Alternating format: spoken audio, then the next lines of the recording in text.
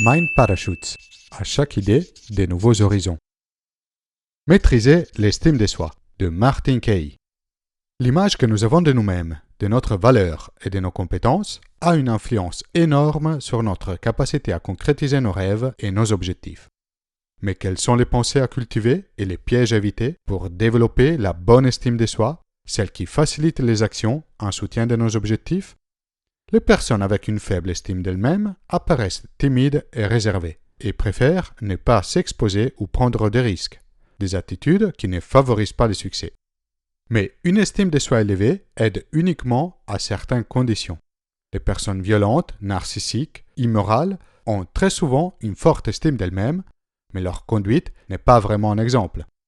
Comme l'explique Martin Kay dans son livre « Maîtriser l'estime de soi », contrairement à ceux qui ont un ego surdimensionné, les personnes qui ont une estime de soi saine, celles qui représentent un vrai atout vers la réussite, ne pensent que très rarement à leur propre image. Ils se tiennent en haute estime, mais la plupart du temps, c'est implicite, pas un sujet de préoccupation.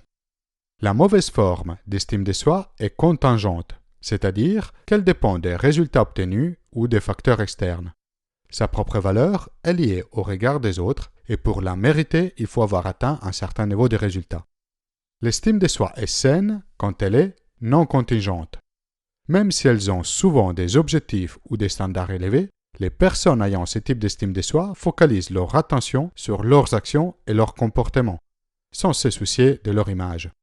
Dans ce cas, il est possible d'échouer quelque chose sans impacter négativement l'estime de soi, tout comme une réussite ne porte pas à un ego gonflé. De manière contre-intuitive, pour bien la maîtriser, il faut moins se focaliser sur l'estime de soi. Voici 3 exemples d'exercices souvent suggérés pour développer l'estime de soi, qui peuvent par contre avoir des effets contre-productifs. Peu importe ce qui se passe. Même si une bonne estime de soi ne doit pas être impactée par les résultats que nous obtenons, elle est quand même liée à nos actions et à notre comportement. Croire que nous pouvons garder une image positive de nous-mêmes, peu importe ce qui se passe, est faux. Notre sentiment de valeur personnelle dépend de la façon dont nous agissons. Il est indispensable d'agir conformément à nos croyances et à nos valeurs. Un excellent exercice pour commencer est de maintenir les promesses que nous faisons à nous-mêmes. Les affirmations positives ont un effet favorable pour ceux qui ont déjà une bonne estime d'eux-mêmes, mais risquent d'avoir un effet négatif pour ceux qui ne l'ont pas. C'est répéter régulièrement quelque chose que nous ne croyons pas à 100% risque d'augmenter encore plus les doutes sur nos capacités plutôt que de nous conforter. Plutôt que sur notre valeur, il vaut mieux concentrer notre attention sur nos actions et nos comportements. Féliciter l'habilité. Comme expliqué de manière excellente par Carol Dweck dans son livre « Changer d'état d'esprit », féliciter quelqu'un, y compris nous-mêmes, pour une habilité intrinsèque comme l'intelligence ou les talents, développe une mentalité fixe. Cela génère un rapport négatif vers l'échec ou l'effort. Si au contraire on félicite et on se félicite pour les stratégies utilisées ou la persévérance démontrée, on développe une mentalité de croissance qui à son tour favorise les comportements qui nous permettent de grandir et nous développer. Voici 3 facteurs qui sont fortement associés à des personnes avec un excellent niveau d'estime de soi. Objectif et bonheur. Des études scientifiques ont montré que les gens heureux ont des objectifs qui donnent du sens une fois atteints et qui impliquent des tâches et des activités qui rendent plaisants les chemins vers l'objectif. Pour développer de la bonne estime de soi, nos objectifs doivent être centrés sur les relations ou les développements personnels et doivent être choisis librement. C'est exactement la même recette pour le bonheur. Cherchez une personne heureuse et vous trouverez un projet. Ce qui compte, ce n'est pas tellement le fait d'atteindre ou pas l'objectif. Ce qui compte est le fait d'y travailler, idéalement en profitant le plus possible sur le parcours. Donc, échouer n'est pas si grave. L'important est de passer à l'action et travailler sur ses objectifs. Plutôt que de se concentrer sur des techniques ou des méthodes pour être plus heureux, voici des exemples d'activités qui peuvent booster le bonheur. Exprimer de la gratitude. Accomplir des actes généreux. Cultiver ses relations sociales. Apprendre à pardonner. Faire de l'activité physique. Et s'engager dans ses objectifs. Bienveillance envers soi-même. Être bienveillant envers soi-même n'est pas différent de l'être envers les autres. Un bon moyen pour rendre plus positif notre dialogue intérieur, lorsque nous sommes très critiques et négatifs vis-à-vis de nous-mêmes, est de réfléchir à comment nous agirions et ce que nous dirions si c'était un ami ou une amie proche qui avait cette même discussion négative. Parlez à vous-même comme vous parleriez à un ami. La bienveillance envers soi n'est pas de l'autopitié, qui est égocentrique et orientée vers l'intérieur. Ce n'est pas de l'auto-indulgence. Trop manger parce que je me sens déprimé n'est pas un exemple de bienveillance envers soi. Et il ne s'agit pas non plus de l'estime de soi.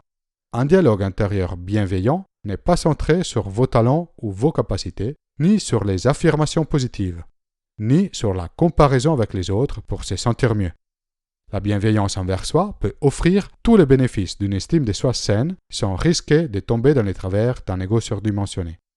Se rappeler régulièrement de nos propres valeurs peut avoir un effet aussi très positif, en particulier si nous agissons sur la base de ces valeurs.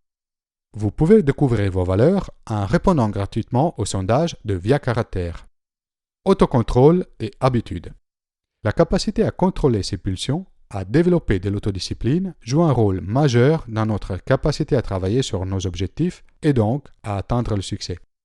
Nous avons une quantité limitée de force de volonté. Une fois épuisée, il faut du temps pour pouvoir la recharger.